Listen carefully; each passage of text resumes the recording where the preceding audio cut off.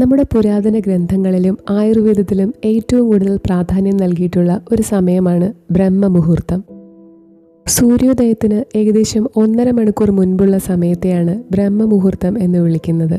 അതായത് ഏകദേശം പുലർച്ചെ 3:30-നും 5:30-നും ഇടയിലുള്ള സമയം. ബ്രഹ്മം എന്നാൽ അറിവ് അല്ലെങ്കിൽ പ്രപഞ്ചമെന്നും മുഹൂർത്തം എന്നാൽ സമയമെന്നുമാണ് അർത്ഥം. അറിവ് നേടാനും പ്രപഞ്ചത്തോട് ചേർന്ന് നിൽക്കാനുമുള്ള ഏറ്റവും അനുയോജ്യമായ സമയമാണിത്. എന്തുകൊണ്ടാണ് ഈ സമയത്തിന് ഇത്രയേറെ പ്രാധാന്യം? ശാസ്ത്രീയമായി നോക്കിയാൽ ഈ സമയത്ത് അന്തരീക്ഷത്തിൽ ഓക്സിജൻ്റെ അളവ് വളരെ കൂടുതലായിരിക്കും.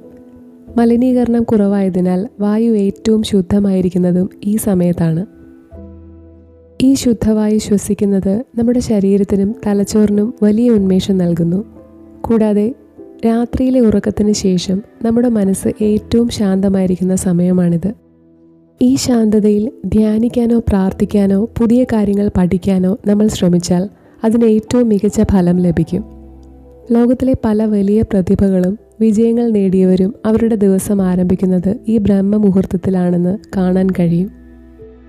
ഈ സമയത്ത് ഉണർന്ന് ദിവസം ആരംഭിക്കുന്നത് നമ്മുടെ ഏകാഗ്രത വർദ്ധിപ്പിക്കാനും മാനസിക സമ്മർദ്ദം കുറയ്ക്കാനും ദിവസം മുഴുവൻ പോസിറ്റീവ് എനർജി നിലനിർത്താനും സഹായിക്കുന്നു. ചുരുക്കത്തിൽ ബ്രഹ്മമുഹൂർത്തം എന്നത് പ്രകൃതി നമുക്ക് നൽകുന്ന ഏറ്റവും വിലപ്പെട്ട ഒരു സമ്മാനമാണ്. നാളത്തെ ദിവസം കൂടുതൽ ഊർജ്ജസ്വലമാക്കാൻ നമുക്കും ഈ ബ്രഹ്മമുഹൂർത്തത്തിൽ ഉണർന്നു തുടങ്ങാം.